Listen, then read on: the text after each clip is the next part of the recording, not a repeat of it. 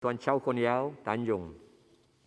Terima kasih Datuk Yang di-Pertua. Soalan saya nombor 6. Sila Menteri Alam Sekitar dan Air, jawab 3 minit.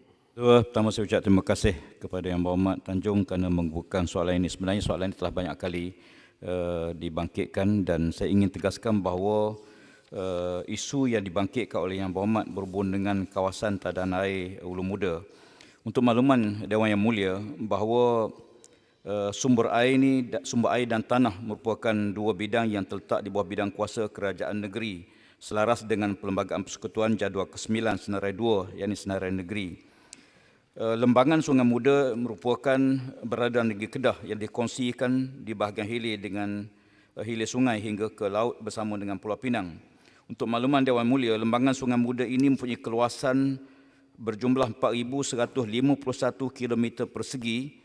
Walaupun sebahagian besar lembangan Sungai Muda terletak di negeri Kedah iaitu 98.68% atau 4,096 km. Manakala di kawasan Pulau Pinang ialah sebanyak 1.32% yang di 55 km persegi. Bagi memelihara kawasan tadan air Ulu Muda, Kementerian telah melaksanakan pendekatan pengurusan lembangan sungai bersepadu atau Integrated River Basin Management IRBM di lembangan Sungai Muda pada tahun 2018. Pelan IRBM ini merupakan asas kepada kerajaan negeri bagi membangunkan dan membangun guna tanah di lembangan Sungai Muda bagi mengelakkan berlakunya insiden pencemaran dan memastikan sumber air bersih dan mencukupi. Kawasan Ulu Muda merupakan kawasan tadan air yang penting bagi kedua negeri, di mana saya telah tegaskan dan Kerajaan Negeri Kedah di bawah Menteri Besar yang baru ini telah pun menegaskan bahawa kawasan tadan ini tidak sekali-kali akan diceroboh, yakni tidak sekali-kali akan diberi kebenaran untuk pembalakan. Isu yang berlaku ialah sebahagian di antara kawasan ini telah pun diberi pembalakan sebelumnya, sebanyak 25,000 hektar, dan kerajaan negeri komited untuk menggantikan kawasan itu dengan kawasan baru.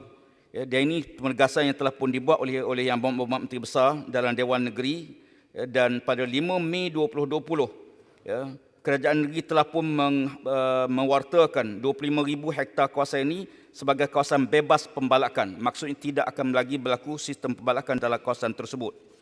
Untuk makluman Dewan Yang Mulia juga, kerajaan pusat telah memperuntukkan sebanyak 70 juta bagi aktiviti ecological fiscal transfer bagi semua kerajaan negeri bagi menjamin kelestarian biodiversiti negara. Sehubungan dengan itu, di atas pengorbanan besar kerajaan negeri Kedah, alangkah baiknya kalau sekiranya keadaan di Pulau Pinang dapat mengadakan perbincangan bagi menyumbang dalam bentuk kewangan pada kerajaan negeri Kedah di atas pengorbanan dia memastikan kawasan tadan air ini tidak dicerobohi dan tidak dapat dipelihara dan diberi manfaat kepada kedua negeri. Bagi pihak Kerajaan Persekutuan, kami sedia pada bila masa untuk mengadakan perundingan bersama dengan dua-dua kerajaan negeri supaya kelestarian kawasan dapat dipelihara. Terima kasih. Soalan tambahan, sila Tanjung. Terima kasih Datuk Yang di-Pertua. Terima kasih kepada Yang Berhormat Menteri, khususnya jaminan daripada negeri Kedah bahawa tidak sekali-kalinya memberi kelulusan untuk aktiviti pembalakan. Bolehkah Yang Berhormat Menteri maklumkan di mananya letak 25,000 hektar tanah atau hutan yang akan menggantikan kawasan yang diluluskan sebelum ini, dan harap ianya tidak terletak dalam kawasan tadan Ulu Muda juga. Sila Menteri, 1 Terima minit. kasih. Isu yang berlaku sekarang ialah kerajaan negeri memohon pada kerajaan pusat bila mana syarikat pembalakan menuntut 1.2 bilion ataupun purata 40,000 setiap hektar kawasan yang telah diluluskan. Jadi persoalannya ialah bagaimana untuk mendapatkan gantian dalam bentuk kewangan, dan ini sedang dirunding di peringkat kerajaan negeri dengan kerajaan pusat.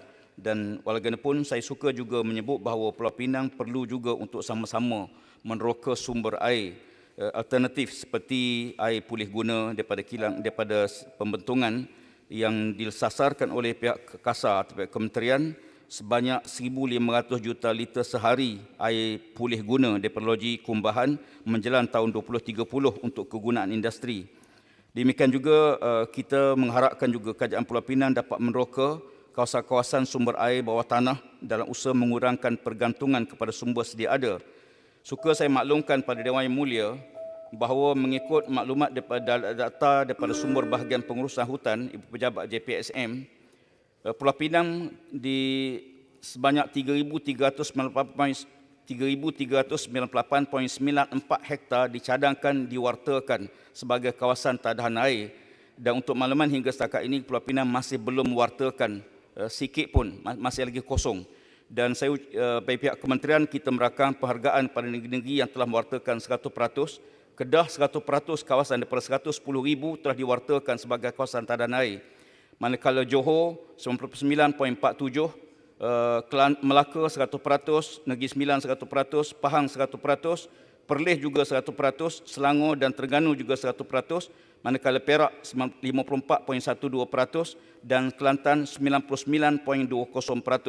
Berhubung dengan itu, kita harapkan bahawa Pulau Pinang dapat mewartakan 3,398.94 yang dicadangkan ini sebagai kawasan tadahan air sebagai jaminan sumber air bagi negeri Pulau Pinang pada masa depan. Terima kasih. Terima kasih Menteri.